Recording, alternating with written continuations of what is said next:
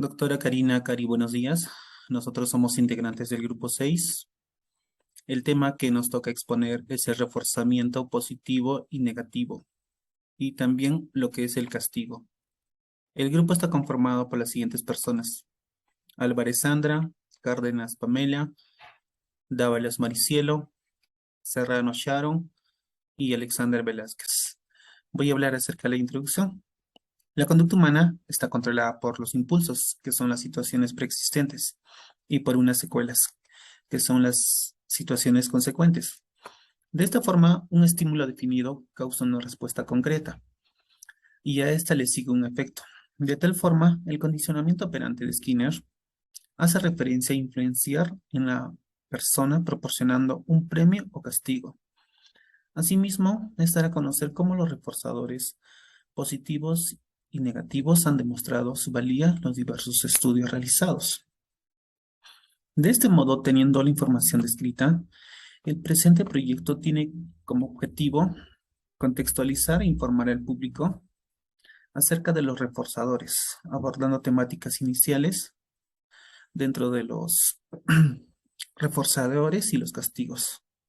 De la misma manera, daremos a conocer sus características, efectos asociados, los tipos de castigo y su abordaje. Durante la presente investigación, tuvimos limitaciones que se presentó en la ejecución de este proyecto, a causa de la poca o escasa información relacionada con el castigo negativo y el reforzador negativo. Eso sería todo. Le doy pase a mi siguiente compañera. Muchas gracias. El condicionamiento operante. Esta teoría está dirigida por Skinner. Este va a ser el proceso para poder aprender por medio de la asociación de ciertos comportamientos con sus consecuencias. Es decir, va a ser un proceso para alcanzar cierta respuesta o conducta determinada.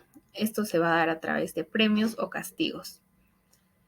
También podemos ver que está dirigido hacia el aumento o disminución de ciertas conductas y que puede influenciar a las personas. A raíz de esto, el individuo va a manifestar respuestas genuinas. Skinner, a través del condicionamiento operante, percibe que la conducta humana es manejable y por lo tanto la realización de su teoría logra ser incluida en la educación para el transcurso de enseñanza y aprendizaje. Otro punto que encontramos es que el condicionamiento operante es considerado también un aprendizaje asociativo mediante el cual la persona tiene más probabilidades de reincidir en una conducta si las consecuencias son positivas. Asimismo, la modificación de conducta, que es la técnica terapéutica que se basa más que todo en el trabajo de Skinner, tiene como finalidad acabar con una conducta indeseable y reemplazarla por una conducta deseada. Siguiendo con la exposición, yo voy a dar a conocer un poco más sobre el condicionamiento operante. Es también conocido como instrumental y actualmente se le conoce como análisis experimental de la conducta. Esto explica el comportamiento corporal de forma voluntaria y la relación que tiene con el medio ambiente. Quiere decir que en presencia de un estímulo se obtendrá una respuesta voluntaria, la cual se podrá reforzar o bien positiva o negativamente, dando como resultado que la conducta operante sea fortalecida o debilitada. Por otro lado, se sabe que el condicionamiento operante y clásico hay una relación, ¿no?, de aprendizaje, pero también hay una diferencia importante entre los dos, ya que el condicionamiento clásico, en este existe una relación entre dos estímulos. En cambio, en el condicionamiento operante se debe aprender la relación de la conducta y el resultado de esa conducta que se da de forma inmediata.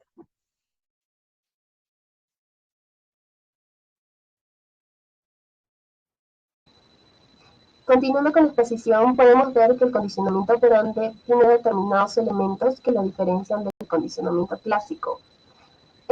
Partiendo del hecho de que este tipo de aprendizaje se rige bajo parámetros, va a tener 4 procedimientos básicos, los cuales van a ser el refuerzo positivo, el refuerzo negativo, el castigo positivo y el castigo negativo, bajo la premisa de que una conducta que no ha sido reforzada es vulnerable a debilitarse hasta extinguirse en el tiempo. Vemos que el comportamiento es afectado tanto por reforzadores como por castigos. Se observó también en animales, tanto en animales como en personas, que quienes evitaban o repetían un comportamiento en base a si eran recompensados o castigados. Vamos a ver que, según Cruz en el 2018, en la vida cotidiana podemos encontrar muchos ejemplos de tanto reforzadores como castigos, los cuales son realizados de manera común o ordinaria por personas que desconocen sobre conducta, guiándose bajo la idea de que cualquier comportamiento trae sus consecuencias. Es para ello necesario que el condicionamiento operante sea aplicado por personas que son profesionales en conducta, especialistas en conducta, para que los resultados se den de una manera adecuada. El reforzamiento positivo. Esta se va a utilizar para corregir ciertas conductas, se va a encargar de incrementar la frecuencia en la que se va a dar esta conducta luego de que se ha mostrado el reforzador positivo. Es decir, que el individuo va a reaccionar ante el estímulo al ver que va a obtener una recompensa. Como factores tenemos la demora, la calidad y la cantidad. La demora se va a relacionar con la duración que tenga el comportamiento. La calidad es que va a depender del sujeto, pues va a depender de la estimación que éste le dé. La cantidad es porque se debe controlar la cantidad de estímulos que se le den. Dentro de los tipos vemos los refuerzos naturales, sociales, tangibles y simbólicos. En el natural se da la compensación genuina, como por ejemplo tenemos que una persona que se encuentra ejercitándose, con el paso del tiempo va a ver resultados. Entonces, por ello se va a sentir mejor y va a continuar con esta conducta. Dentro del refuerzo social va a involucrar conductas o demostraciones que quiera aprobación de los demás. Dentro del tangible serán las recompensas físicas que éste adquiera. El refuerzo simbólico va a involucrar recompensas que carecen de valor. Entonces, luego va a poderlo intercambiar con algo material. Dentro de los pasos, podemos ver que está identificar la conducta a reforzar. En esta se debe elegir el comportamiento fácil de realizar, es decir, que no tome mucho esfuerzo para la persona. Como segundo, podemos ver que se elija reforzadores que sirvan. Se tiene que buscar aquello que motiva a la persona, averiguar aquello que para el individuo que no esté a su alcance, pero que tampoco lo pueda obtener por ningún otro medio. Se tiene que ir cambiando las recompensas que se dan para prevenir que el individuo se vuelva dependiente de estos premios. También se puede mezclar el sistema de recompensas, es decir, que se puede dar el incentivo físico y el verbal. Como tercer paso está el aplicar de forma apropiada los reforzadores, es decir, que la recompensa tiene que ser administrada en ese mismo instante que se dé la conducta. Como cuarto paso está el planear la conservación del objetivo, es decir, que va a ser premiándose la cantidad de veces que el individuo ejecute este comportamiento para que esto sea un reforzamiento continuo. Reforzamiento negativo. Este va a ser un tipo de procedimiento que tiene como objetivo fomentar que se incremente la realización de una conducta específica. Para ello, el procedimiento va a empezar cuando un individuo va a realizar una acción poco frecuente, porque sabe que al realizarla, a cambio va a conseguir la eliminación de un estímulo que le resulta aversivo. Esto va a llevarle probablemente a que experimente emociones de alivio, de tranquilidad, al haber conseguido la eliminación de ese estímulo aversivo. Podemos ver que la eliminación de ese estímulo aversivo, va a reforzar que se repita la conducta poco frecuente. Para ello, un ejemplo claro podría ser en la caja de Skinner, una ratita que está recibiendo descargas eléctricas, presiona la palanca y deja de recibirlas. Entonces, ¿qué va a pasar? Que al haber la eliminación de ese estímulo aversivo, la conducta que se va a reforzar va a ser la de presionar la palanca. Tipos de reforzamiento negativo. Tenemos dos, por escape y por evitación. Cuando se da por escape, esto es promovido por un sentido de huida, es decir, tiene como objetivo detener el estímulo aversivo. Por ejemplo, una persona le duele la cabeza, entonces toma pastilla. Por consiguiente, se le pasa el dolor de cabeza, le quita el dolor de cabeza. Entonces, al quitar el dolor de cabeza, se va a reforzar la conducta de tomar pastillas. Luego estaría el reforzamiento negativo por evitación. Esto va a impedir o retrasar el estímulo aversivo. Por ejemplo, en un hogar, los hijos saben que cada vez que está todo sucio, la madre reniega, está en ira. Entonces, ellos van a preocuparse por limpiar para evitar que la madre en un futuro estalle en ira. Entonces, la conducta que se refuerza es la de limpiar. Luego hablamos de la eficacia y de la importancia. Según Figueroa en el 2014 nos indica que este tipo de reforzamiento va a funcionar de acuerdo a qué tan aversivo sea el estímulo. Y es una solución muy buena a corto plazo. Se puede aplicar a cualquier situación. Luego Fernández en el 2019 nos indica que el reforzamiento negativo debe utilizarse con moderación, dado que es preferible que esta técnica se use como último recurso luego de haberse aplicado otro tipo de técnicas de modificación de conducta que no hayan funcionado.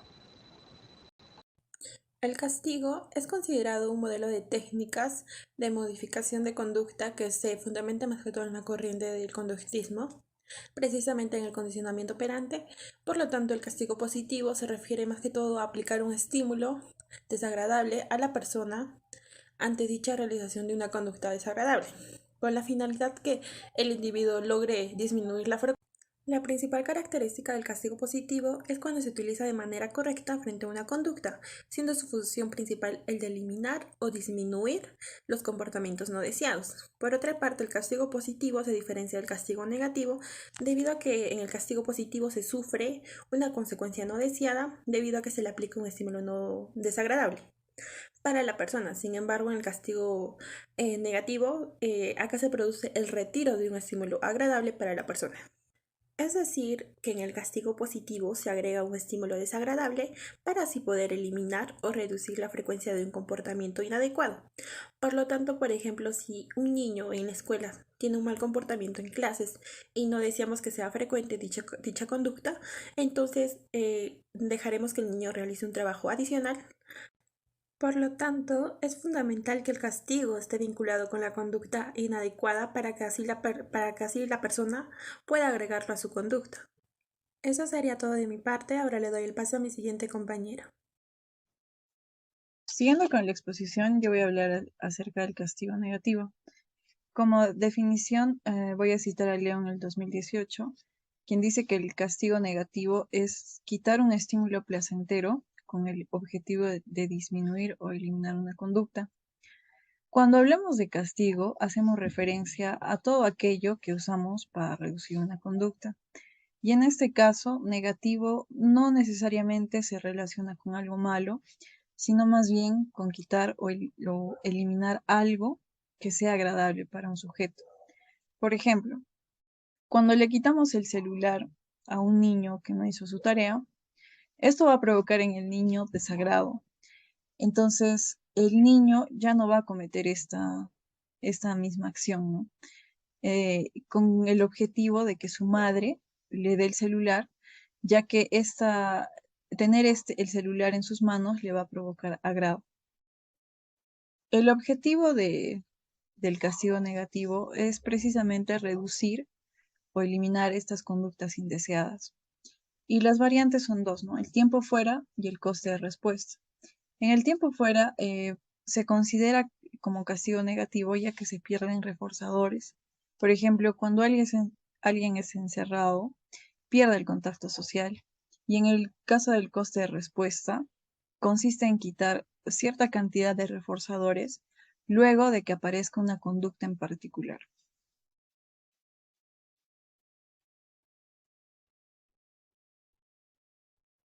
Teniendo en cuenta la información previamente expuesta por mis compañeras, llegamos a la conclusión de que el condicionamiento operante se enfoca en el comportamiento aprendido y por tanto logra un resultado deseado.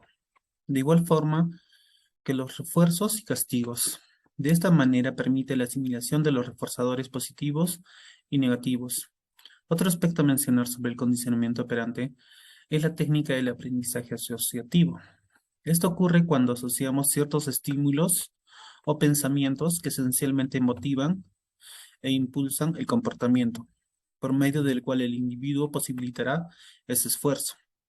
Asimismo, los reforzadores negativos reducen la repetición de errores. El reforzamiento positivo, mediante los enfoques descritos, nos ofrece una variedad de estímulos, preferiblemente lo que le agrada al sujeto, para así poder responder al comportamiento que se estimula. Usando esta técnica, puede intentar aumentar o disminuir la conducta. Para la modificación de una conducta, se hace uso del principio de la evitación del dolor. El castigo positivo se reduce sustancialmente una conducta indeseable mediante un uso adecuado. Asimismo, el estímulo agradable se retira de la persona. Muchas gracias.